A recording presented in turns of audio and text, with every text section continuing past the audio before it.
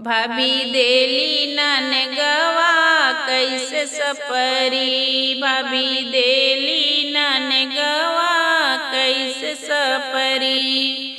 लाव के बुझाई ननदो टिकवा जी मांगली। लाव के बुझाई ननदो टिकवा जी मांगली। टिकवक बदले टेंगा दिखई गोपिया गए परदेश। चाबी ले गईल सजनवा कैसे सपरी।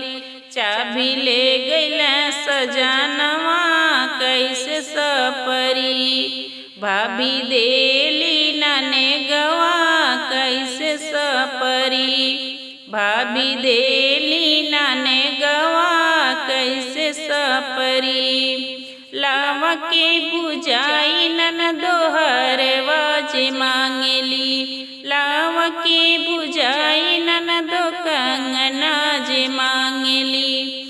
कंगनक बदले टेंगा दिखई गोपिया गए परदेश। चाबी ले गईल सजनवा कैसे सपरी।